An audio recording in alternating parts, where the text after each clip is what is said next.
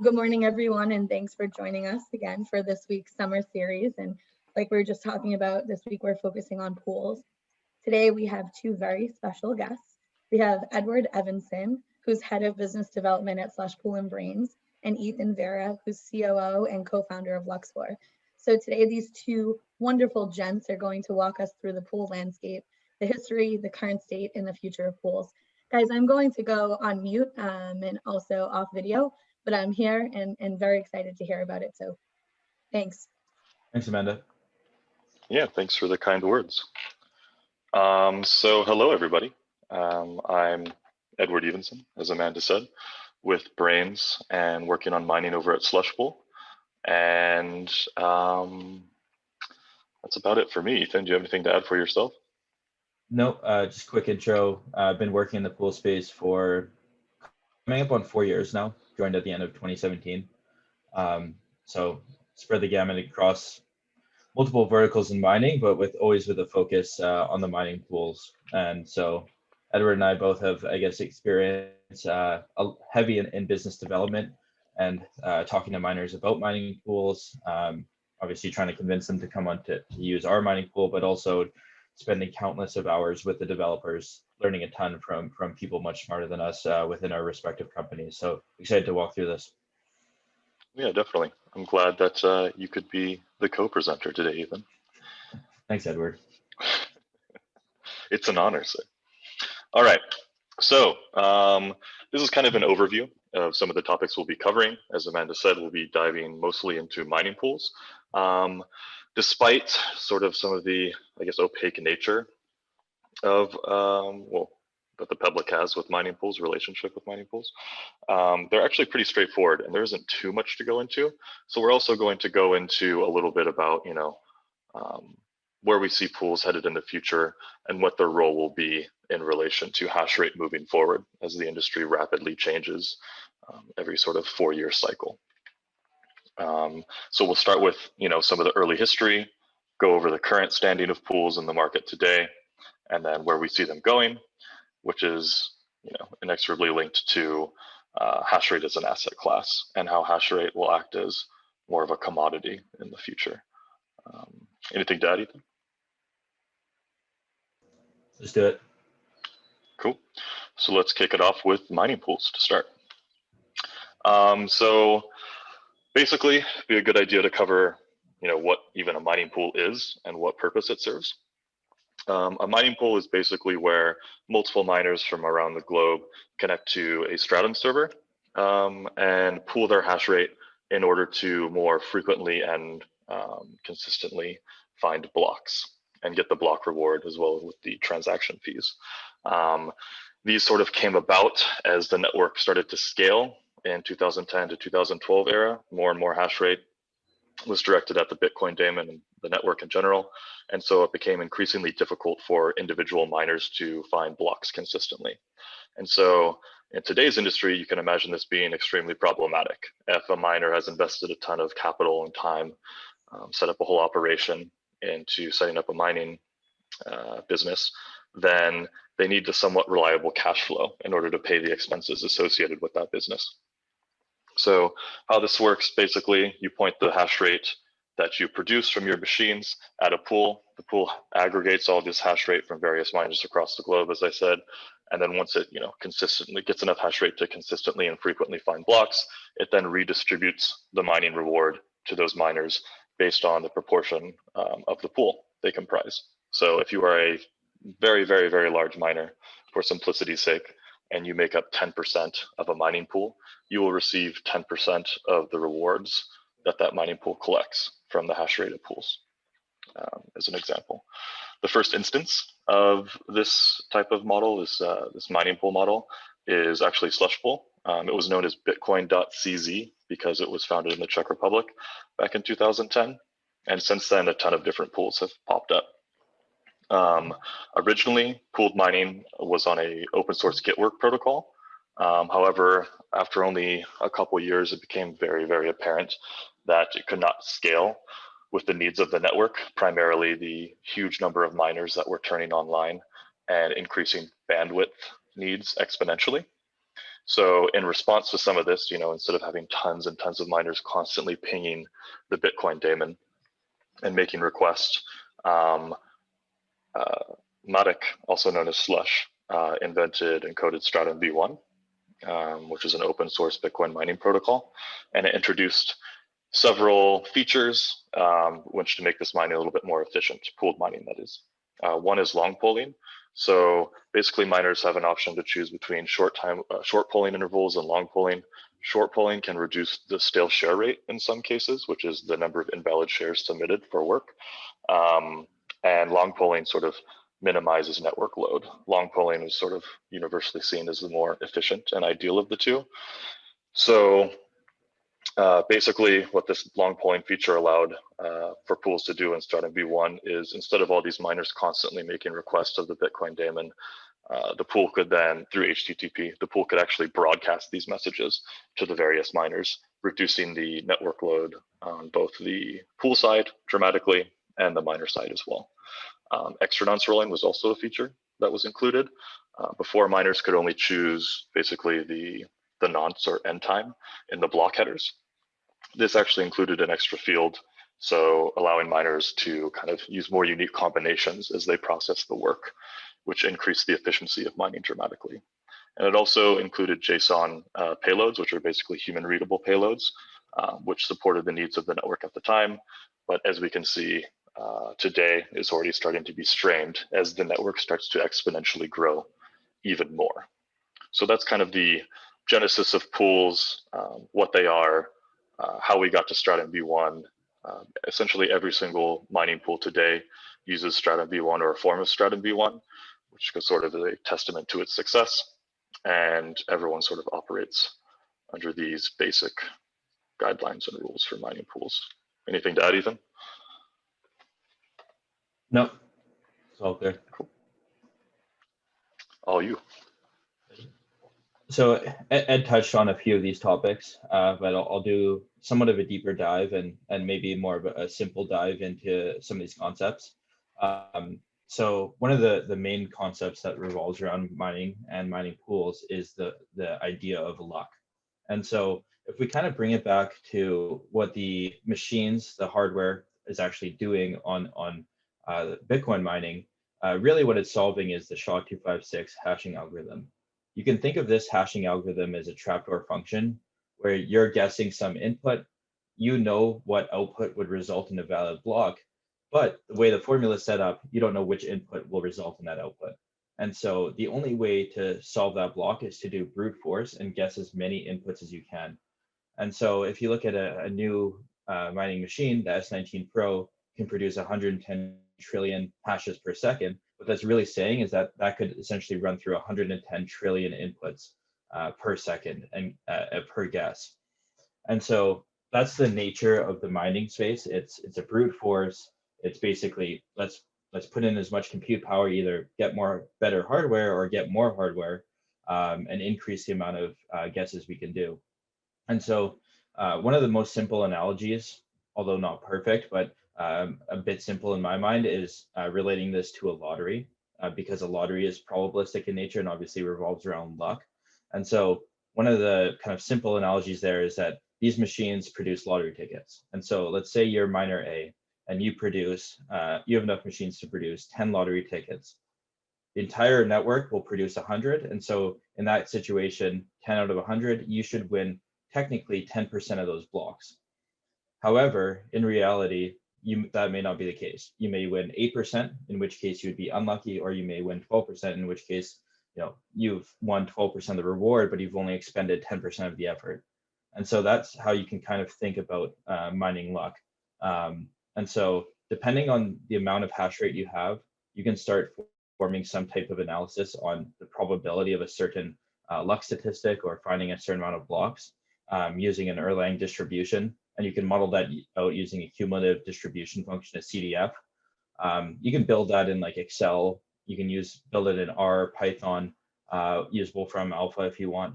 But basically what you can do is you can start to assess, okay, given this amount of network hash rate, what's the likelihood I find X amount of blocks in Y amount of days? Now you can never control luck. Ed probably can tell you better than anyone else there. Some days you may be mining and you may win 5 times the amount you should. Some days you may win 5 times less.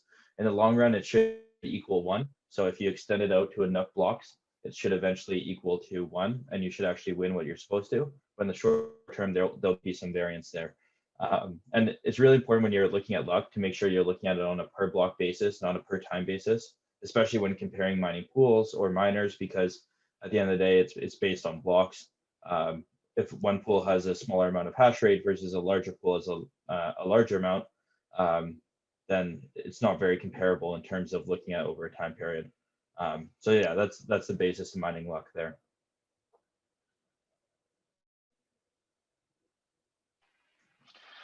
All right, so I guess we can go over some geographic distribution of hash rate, as that seems to be a topic that's always on the tip of everyone's tongue, at least in some media and social media. As you can see from some of the flags here on the left side of the screen, mining pools are kind of dominated from a Chinese business perspective. They have been so since probably 2015 for the most part. You can see on the right, basically the percentages. This is starting to change somewhat. More recently, there was that significant, massive exodus of hash rate that left China. So these numbers are very, very different than what you would have seen just a month ago. And you can see more and more market share sort of being accumulated outside of the borders of China, specifically with Slush Pool and Foundry. That's pretty straightforward. I'm not sure what else really to add in terms of like the geographic distribution of it. Kind of the reason, I guess you could say, for this is just because one is that historically a huge part of the hash rate, global network hash rate, has been concentrated in China, and a lot of the businesses set up over there, it's easier for them to establish relationships with those entities historically, although that's not the case anymore. And then secondly, some of the largest pools have actually been Antpool and BTC.com, as well as via BTC, all of which Bitmain are involved with either directly or indirectly. And as the largest hardware manufacturer, who controlled up to 80% of the market at a certain point, it's very easy to leverage that position and get a lot of miners on your pool if you're selling them the machines themselves. But as you can see, that trend is starting to shift a little bit as more and more hash rate turns on outside of the Sichuan and Xinjiang regions, which had historically dominated a lot of the space. Anything to add to that, Ethan? Just a prediction that 5 out of the top 10 pools by the end of next summer will be based in the US. I think the trend is clear that mining pools are continuously integrating with financial services, which we'll jump into in a second here. And so in relation to this geographic distribution, I think you'll start to see the rise of non-Chinese mining pools over the course of next year. There's still a lot of like legacy connections going on between Chinese mining pools and North American mining farms that exist today. But I think those will slowly start to lessen, and the majority of hash rate that flows to these Chinese pools will be from places like Kazakhstan, which are still going to be considerable, but the landscape won't look like it does on the slide. So hopefully Amanda can have another series next summer and we can revisit this topic. Yeah, this is maybe important to point out that the data on this screen will likely start changing more frequently and more rapidly, as Ethan suggested, and generally shift towards the west in terms of geography in the coming future. So jumping into mining pool payout methods, which is another kind of key consideration in terms of evaluating a mining pool and deciding which one to use. There has been over the years probably dozens of different like payout mechanisms that have been adopted. And what we mean by payout mechanism is basically how does the miner who's connecting to the stratum of the pool actually get paid for the work they're doing. So they're expending all this effort, they're burning electricity, they're putting in capex for their facility machines, all to send that compute power to a mining pool. And so they want to obviously receive some form of return for it. And so there's different methods in which they can get paid. I'm going to kind of keep this very high level and abstract, And feel free to jump in on the nuances of score based method, but there's really three main types in my mind: score and PPLNS method, PPS plus, and FPPS. And if you think about the spectrum, scores on one end, full paper shares on the other, and PPS plus is somewhere in the middle. And what I mean by that is basically what score and PPLNS does is miners get paid out on the actual value of both blocks found, block reward found, and transaction fees found through that mining pool. And so if you think about that in the case of like slush pool, for example, if you contribute 10% of the hash rate to slush pool and slush pool finds a block, they'll pay you out 10% of that mining revenue to you based on the actual blocks found. Now, on the other side of the spectrum, full paper share abstracts away the concepts of actual value and calculates the expected value of hash rate, which I'll get into in the next slide. But at any given time, you can calculate how much hash rate should be worth. And so what the mining pool does is basically every 5 seconds or similar cadence, they'll credit your mining pool account with a certain amount of Bitcoin for the compute power you're submitting. And then every, say, 24 hours, they'll flush that out. And so regardless if the mining pool finds 20 blocks or 0 blocks, they're still going to pay you out based on the expected value of your hash rate. And so kind of relating that to the lottery ticket example, if you had 10% of the lottery tickets, that may not result in 10% of the lotteries because of the luck factor, but the full paper share will take that from you and basically pay you out 10% right away. And so you're not exposed to that mining luck. And then paper share plus, which is in the middle there, PPS plus, is kind of a hybrid model. It takes the expected value of the full paper share side, so expected value of block reward, but then the actual value of the transaction fees. And so it's kind of a hybrid that sits in between those two models. I don't know, Ed, if you want to add anything there. No, I think you covered it rather well. And so looking at the expected value of hash rate, which I think is very important for the next section we do of hash rate as a commodity. So at any given point in time, hash rate has an expected value. That expected value is based on the network difficulty, the block reward, and the expected transaction fees, which are an estimate. And then if you want to bring it to US dollars, obviously the exchange rate between Bitcoin and fiat. But kind of focusing on the first three. So during a difficulty epoch, which lasts 2016 blocks, the value of hash rate should only fluctuate with transaction fees. And the reason is because the amount of block reward is set, difficulty of mining is set. And so the only thing fluctuating is transaction fees throughout the course of that 2-week, more or less, period in between. And so that's where you can start to see a lot of fluctuations on Bitcoin per terahash per day, for example, is on the transaction fees. And how mining pools account for that is they take an estimation. So companies like BTC.com or Poolin or Binance Pool, they'll take a past UTC day look. So they'll be looking at the past UTC day and see how much transaction fees were on the network, and then project that moving forward. Luxor, we take a 144 block look back, more or less the same over the long term, but you kind of need to estimate what the transaction fees are going to be moving forward in order to pay out.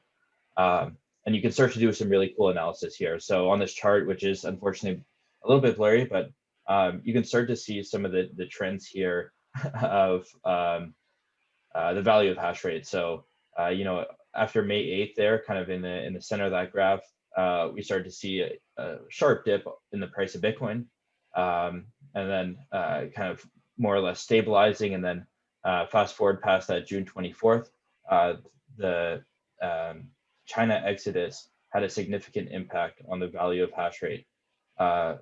Miners left the network, the difficulty adjusted downward, it became more profitable to mine for the miners on the network. So really, you can think of the value of hash rate in today's ecosystem as the value that mining pools pay out miners. Miners are connecting to mining pools are responsible for that payment. It's kind of like an OTC style transaction between the two parties, and that forms the basis of the value of hash rate in the current ecosystem. So if you ask me what the value of hash rate was, I would say, well, it's what the mining pools are paying miners, because that's the value that hash rate is actually trading hands at in today's system. Anything Well else said. there, Ed? Nope. I'm getting passionate about this. You gotta cut me off. The more you speak, the less I have to, man. So it's all good. So a little bit more about mining pools today. Basically, since mining pools are very straightforward, their primary function is to reduce variance and provide, stable payouts for miners collecting that reward. Basically, what's happened is a race to the bottom in fees, because really the main advantage when kind of competing for these profit-seeking actors known as miners that you could really give is to reduce the fee for your service. And you can only reduce that fee so much before you start getting below cost, which has forced pools to sort of try and diversify into other avenues of collecting revenue. And these are some of the common ways it's done. One of the earliest forms we saw was kind of the emergence of proxy pools and white label pools. Basically, hardware resellers or large data centers approached various pools, primarily ones based out of like Beijing or Shenzhen, and said, hey, we have connections to all this hash rate.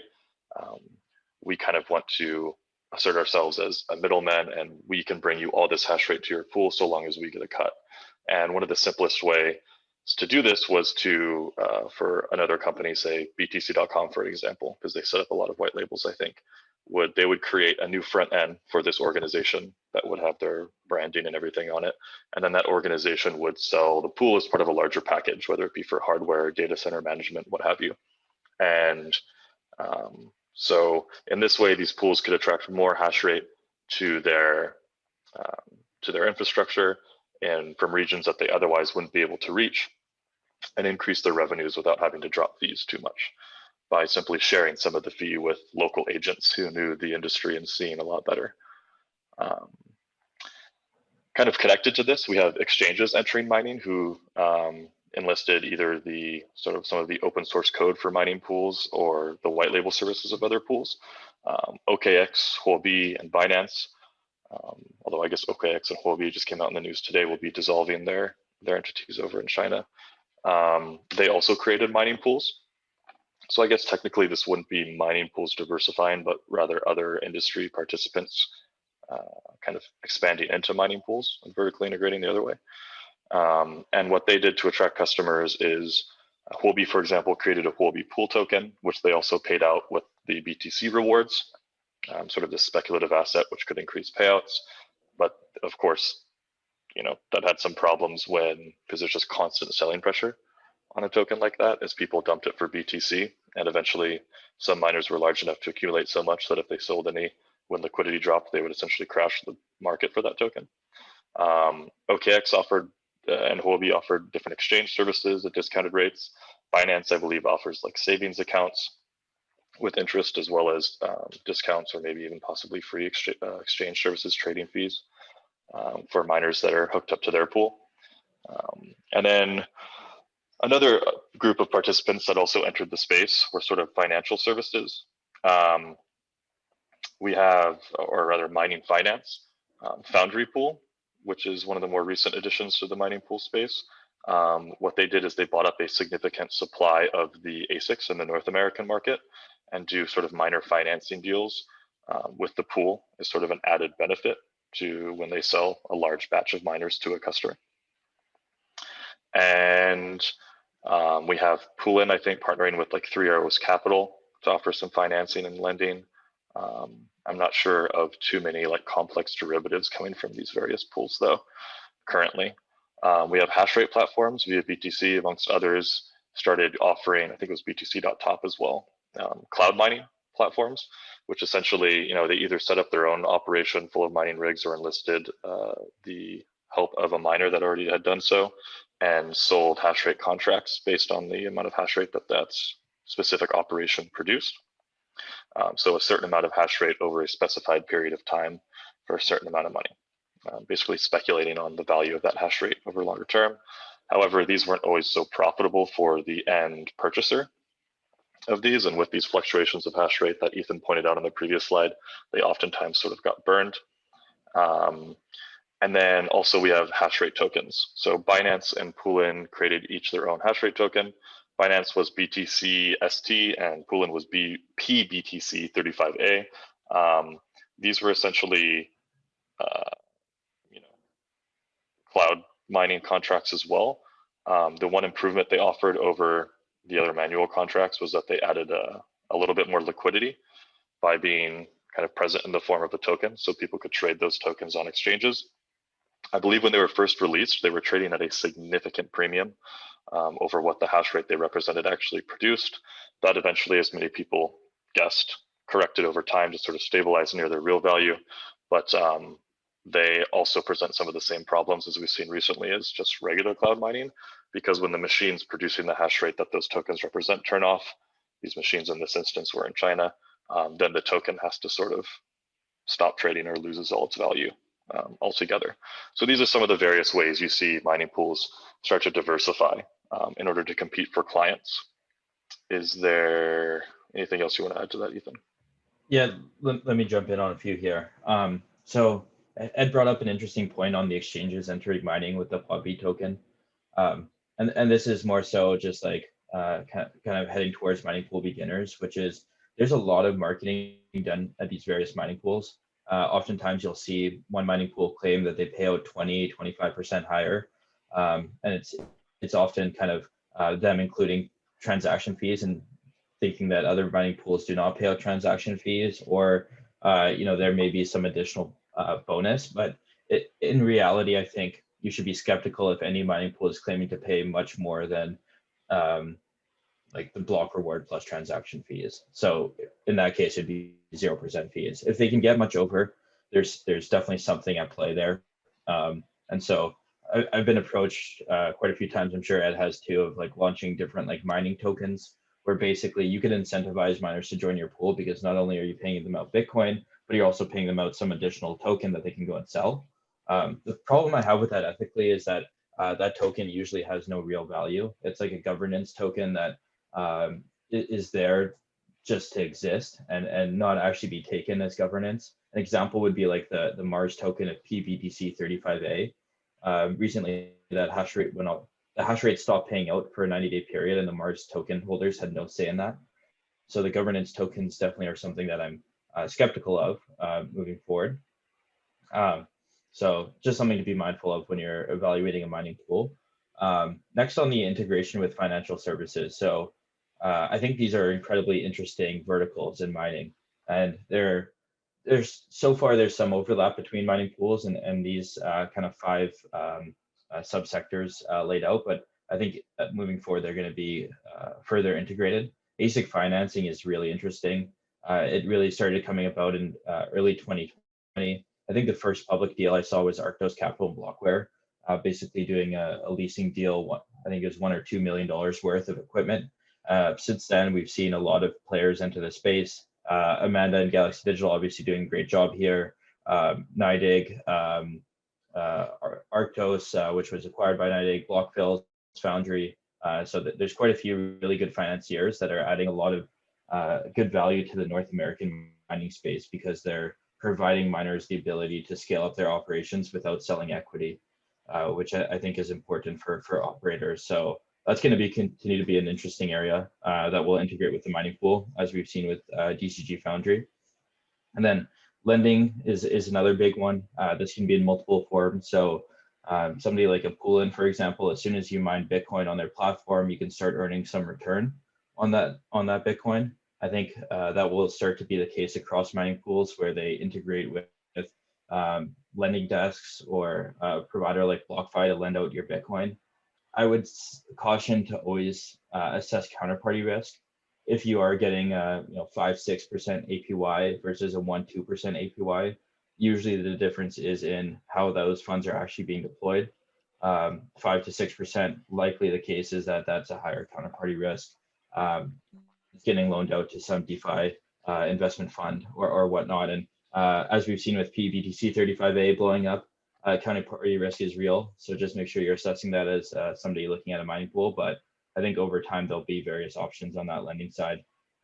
Custody, exchange, and derivatives is pretty self-explanatory, but basically mining pools kind of act as this bridge between compute power and mining reward. And so it's natural that mining pools are now the bridge between the Bitcoin mined on the platform and then all these kind of auxiliary services that you can leverage that Bitcoin on your balance sheet for to continue to expand your operations. Historically, miners haven't cared a lot for treasury management. They've kind of mined Bitcoin and just held it or converted a little bit of it to fiat. But in the future, I think we're starting to see more and more interesting deals. Hut 8 announced a deal with Galaxy Digital, lending out Bitcoin on their balance sheet. And so miners are definitely feeling the need to start leveraging that as much as possible. And I'm gonna cut you off here now, Ethan, because we're venturing into what miners do and not pools, and we have hit the halfway mark for 30 minutes, but we're not halfway through the slides. I still love you though, man. Next, for diversification, I'm going to go over some of the things that we do, because I think we're the only ones that build out new software products to diversify, which is around firmware that's actually directly on the miners. And this all started around Brains OS, which is a fully open source firmware, which the full version re-released back in 2018. It was built for S9s, and it was sort of in response to some of the things we saw being included in firmware from the manufacturers, specifically Bitmain, referring to Antbleed, which was sort of a backdoor into people's mining devices, which could allow them to be shut off, and then Covert ASIC Boost, in which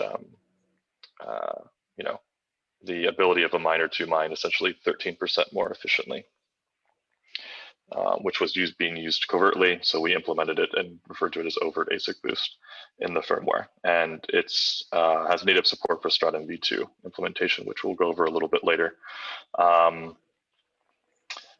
BrainsOS Plus is sort of the diversification I mentioned earlier. It's monetized this BrainsOS by adding certain features, which makes miners mine more profitably. Essentially, for every watt drawn, the miner can produce more hash rate. Won't go too much into that. Has a dev fee associated with it for sustainable development. And really the priority in terms of basic support is Ant miners and What's miners, as they make up, 85, 90+% of the market. And then lastly, we are working on, and I believe, I think Ethan can speak to this as well, working on a hash rate exchange. It's part of where we see the industry headed in the future. And you can kind of think of it as a platform for seamless and very liquid exchange and delivery of physical delivered hash rate. There'll be a forwards market as well, longer duration contracts with physical delivery, and then a futures market later built on top of it. Derivatives for speculation and risk management, basically. That's just kind of an overview. I won't go into too much what they do, because I don't want this to be shilly at all. I just want to kind of focus on like the strategy behind it, and like being as close to the miner as possible. Being installed directly on the ASICs themselves, you can do a lot of powerful things, like make them more profitable, integrate them with the new mining protocols, offer management services to manage the operations of the farm and things like that. So to build out like a full suite of software products is kind of what we were looking at over here at Brains. Jumping into mining pool governance, I'll try and keep this one quick, Ed. But mining pools can really be thought of as some of the governing bodies within Bitcoin. They're ultimately the ones that are signaling for various things, and we saw that with the initial SegWit fiasco that happened, and then most recently the Taproot. SegWit went poorly. I think main reason mining pools were just not good citizens of the Bitcoin network and not that involved, and that's what forced the kind of community to look at a user-activated soft fork where users, exchanges, wallets, etc., would not accept transactions coming from miners with that hadn't signaled for SegWit or activated. And then kind of fast forward to Taproot. Taproot wasn't that controversial of an upgrade, and so mining pools got together and basically got a bit more organized this time to make sure that Taproot went through. It was clear that the Bitcoin community wanted that, and so mining pools have since become, I guess, better citizens of the Bitcoin network. But I think it's an important consideration for people in the Bitcoin community is how these Bitcoin mining pools play a role. in activating things like Taproot moving forward.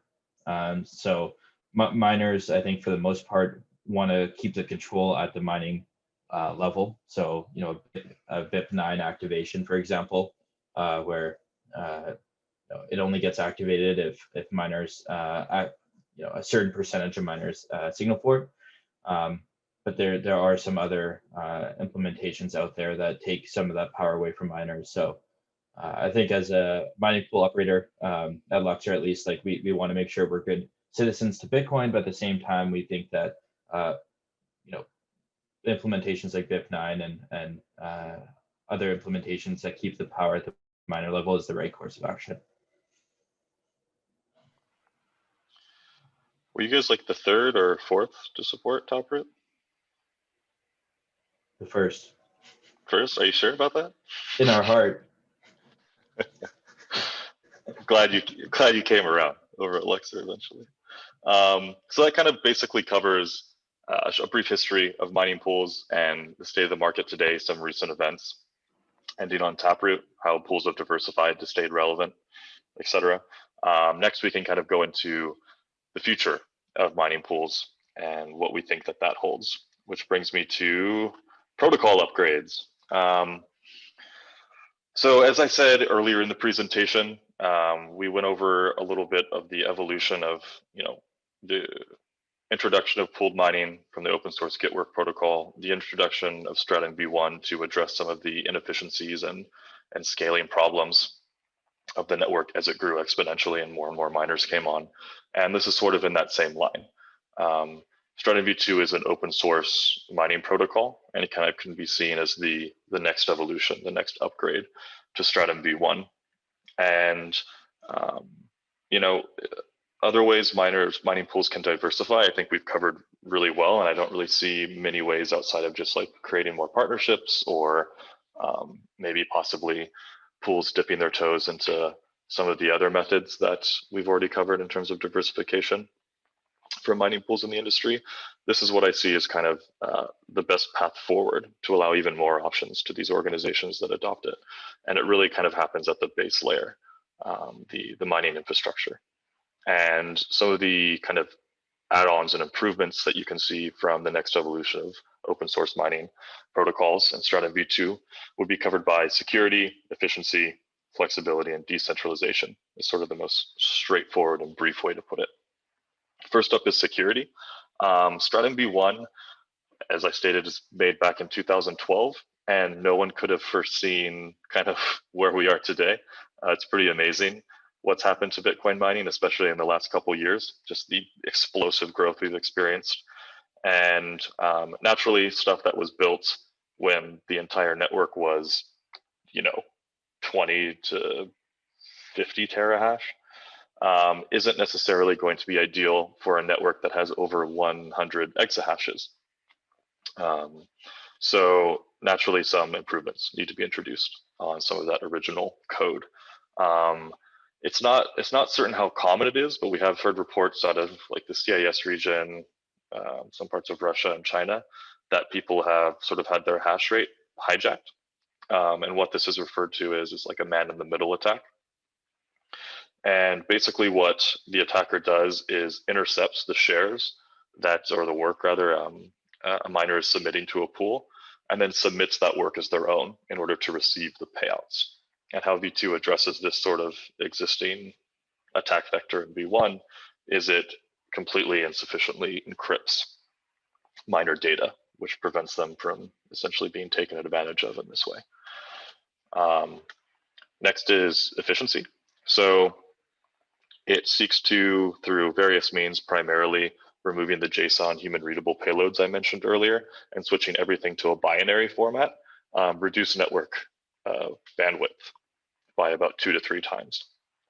And this reduces latencies and stale share submissions and variance at which hash rate is submitted to these Stratum servers. So in the end, who stands to benefit from this?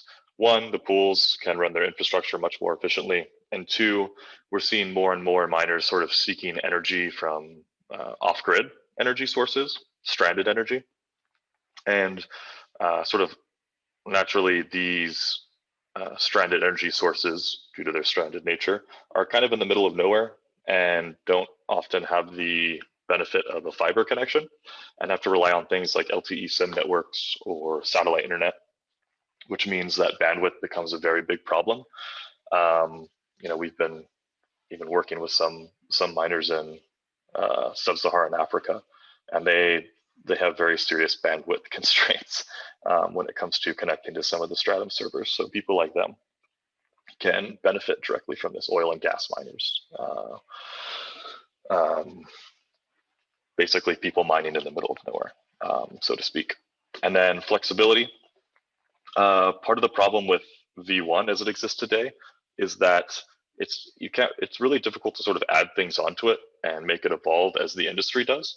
So basically we want to make V2 as extensible as possible. And basically what this just means in the simplest terms is making it easy to change and adapt to the needs of the market over the next 10 to 20 years, so that we don't have to build a whole nother Stratum protocol from scratch as we do with V2.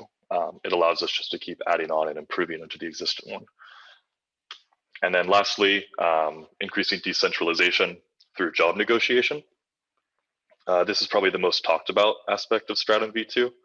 And basically what job negotiation is it allows the individual miner to submit a block template and curate transaction sets for said block template. This is a duty and responsibility solely taken on by the pools currently with Stratum V1. So the pools get to choose whichever transactions are added into the next block. And this can, while this doesn't really pose many problems today, you can kind of see where it can cause issues down the line, especially with some of the shenanigans happening over on the ETH network with MEV. So one of the last black swan events is, of course, hash rate leaving China. Hash rate dropped significantly. This also happened to correspond with or overlap with some pretty significant price action. And whenever this happens, you see exchanges start going offline. And in order to kind of keep their services up, in some cases, some exchanges approached pools and offered fees to sort of secure or reserve block space in advance. And sort of the commodification of block space on the Bitcoin blockchain is a topic that I find sort of frightening to look at and its potential implications in the future. So with job negotiation, if you allow the individual miner to curate and create their own block templates and submit the transactions and negotiate that block template with the pool, it kind of takes away a lot of that power from the pools and puts it into the individual miners' hands, and also creates new business opportunities for those miners. And it also allows for the potential of the creation of a transparent fee market, so that it can be a truly competitive and liquid market that potentially develops around block space in the future. And so that you don't have these sort of centralized points deciding which transaction sets get included in the next block. So an overall win, I'd say, for the industry. Anything you want to add about pools before we move on, Ethan? No, let's move on. I think we have 15 minutes left. Do we? Lovely. So now we move on to hash rate as an asset class. What you see before you is sort of the traditional business model of a Bitcoin miner.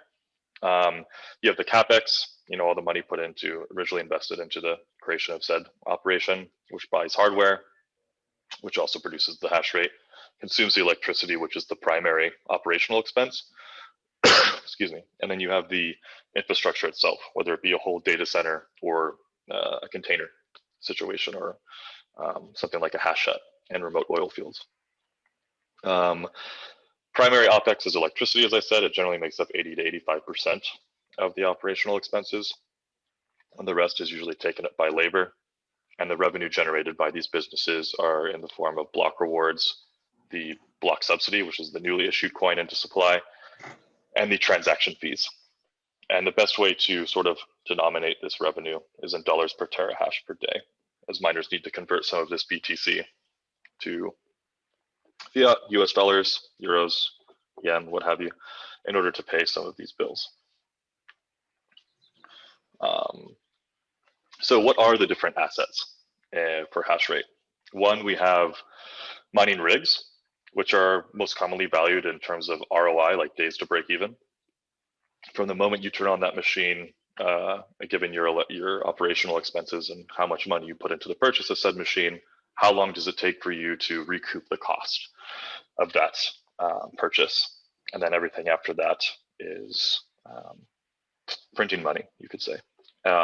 It's also a speculative asset. We saw S9s go from $20 per unit, people trying to give them away for free before the price run up in late 2020, early 2021 to upwards of $500 per unit. The prices of ASICs oftentimes, especially S9s, outperformed BTC itself.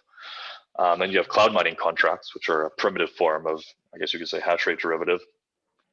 As stated earlier in the presentation, they're contracts for a certain amount of hash rate over a specific period of time. Say, I want to buy 10 petahash for 6 months at this price per terahash per day. And then also there's another form being tokenized mining rigs, where some entities have created tokens that represent a specific amount of hash rate generated by one of these machines. You could see it as it's been done by individual operations, large scale miners, and the pools themselves, like Binance Pool and Poolin that we mentioned previously. And then lastly, and the new kind of emergent hash rate asset that we see coming very, very soon in the near future would be physically delivered hash power. This has some advantages over the previous two. The buyer's in full control of the purchased hash rate. They can resell it to another entity at any time in liquid markets. There's limited risk, especially if you purchase on spot markets, because you can essentially stream payments. So the moment hash rate stops being sent to said destination, so can the funds stop being sent to the seller of said hash rate. And then you can also post things like collateral in the form of BTC or hash rate for some of these forwards contracts in a market like that. And it also has the potential to create a transparent and liquid spot price. Ethan kind of touched on that as an issue earlier in the presentation when he said that, hash price is really just what pools and miners negotiate between each other behind closed doors, so to speak. But through an open market, there'd be a much more, I guess, transparent hash price for a market. Why do we see like physically delivered hash rate being a thing in the future? Well, primarily miners need a way to hedge their hash rate, and they currently don't have any good ways to do so. As you can see from the chart, while hash price closely tracks the price of BTC, it's by no means a one-to-one correlation. The hash price you can see in the orange line and the blue is BTC to USDT, or excuse me, USD, and hash price is oftentimes more volatile. So because there are only things like that only existed temporarily and weren't really that liquid, like say the difficulty futures on FTX, or shorting the price or going long the price of Bitcoin, strategically buying ASICs and holding them for certain periods, there aren't really many effective ways for a miner to hedge what they receive 100% of essentially their revenues in, which is hash rate itself. I think, sorry, just jumping in there. I think this graph shows nicely why using Bitcoin as a hedge for a miner is actually not that useful, because there's times in which if you made a bet on Bitcoin, either long or short, and as a miner, you'd hedge by going short Bitcoin, there's actually the case where that could move against you. The price of Bitcoin could move up, but there could be some other event, something like an increase in the amount of hash rate or a decrease in the amount of transaction fees or something of that nature that causes the hash price to move against you. And you're actually in some ways less hedged if you solely put an option on Bitcoin price. And so that's why I think it's really important that in the future, derivatives are based on the value of hash rate itself, whether in dollars per terahash per day or Bitcoin per terahash per day. I think they'll exist in both forms. But a Bitcoin to USD option alone is not that useful for miners. Complete agreement. So what are some of the obstacles to overcome for these miners seeking a hedge? Hash power pricing is not transparent. That's been really covered by the fact that pools and miners have to negotiate these things behind closed doors. And there is no liquid spot price for SHA-256. There's also a lack of financial products for hash rate on the market. We've seen some things from entities like Biduda and other firms that are like hash rate contracts. They're Generally sort of somewhat popular, just from anecdotal information in bull markets, but can kind of slow down when the market isn't going into a frenzy. And another issue is liquidity. These sort of products that I just mentioned are manual, clunky. They tend to dry up in bear markets, and so they don't necessarily serve as a useful hedge for that SHA-256. The why, why do we think people will come in and sort of address this need? Well, there's a huge addressable market for it. This chart, as you can see, is a little bit older. This is pulled from a former presentation, this slide, but the numbers are accurate. They've been updated. At one point it was like 176 exahash the network, but because of the recent exodus from China, it's down to about 100 to 107, depending on which data site you're pulling data from. And then what this means with current BTC price, with blocks mined per day being 144, the block subsidy being 6.25 BTC, and taking an average transaction fee value of about 10%, along with the Bitcoin price of what is supposed to say $38,500, but I guess was changed potentially by Ethan. That's that guy, him. Well, the daily value produced is essentially 38.46 million. And for futures markets, which based on things like oil, corn, what have you, other commodities, you can assume a 50 to 100 times larger market, 1.9 to 3.8 billion. So there's a huge market to address. People will come in to fill this need and collect some of that juicy BTC as profit. We have about 6 minutes left, Ethan. Anything you want to add real quick? I think that 50 to 100x times volume is something that we'll see over time. With Bitcoin derivatives, it took some time to get there. Last time I checked, it was around 20x spot. So as the asset class matures, I think we'll start to see that derivatives market expand. So portfolio and participants, who are the people that are going to participate in this sort of new paradigm of hash rate as an asset class? Well, one, and why this ties into pools, would be mining pools, because I think they're best situated to take advantage of this, because they are aggregators of hash rate, and they are essentially terminus points for all of the global network hash rate for the most part. They're in an excellent position to set up these markets and allow for kind of hedging of SHA-256. There's retail, as we've seen in bull markets. There's a frenzy for cloud mining. And we can see that market flooding into hash rate markets with their more transparent pricing, more profitable models, essentially, and ease of access. If you could have a similar experience to a Binance or BitMEX, it's going to be a little bit more friendly. These people are highly concentrated in East Asia, USA, and also growing in Eastern Europe. And they're primarily buyers on the retail side. Not often do retail want to sell their hash rate. And then on the institutional side of things, we have family offices, hedge funds that are interested in getting exposure to SHA-256 as part of a larger portfolio that are interested in Bitcoin and maybe don't have the expertise or capital at hand to build out a 50+ megawatt operation for mining. Large data centers that want to hedge some of their operational risk by selling forwards of the hash rate they produce.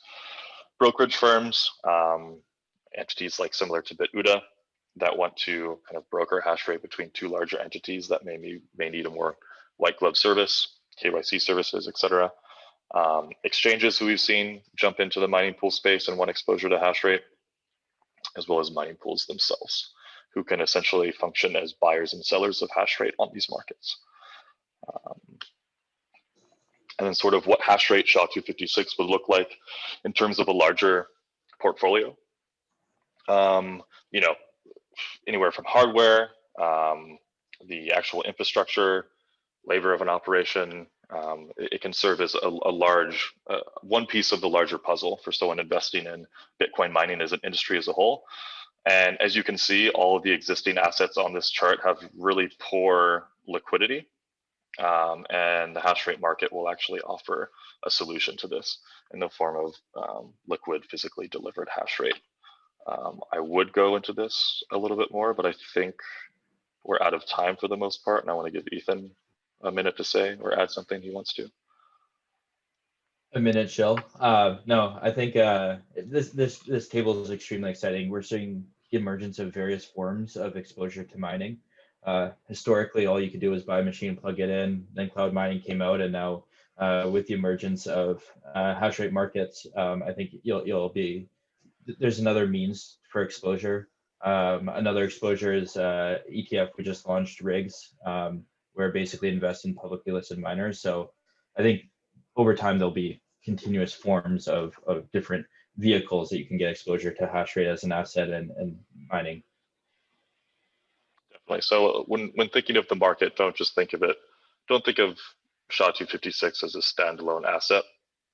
I think it's more useful and much more relevant to think about it in the context of a larger mining and Bitcoin portfolio.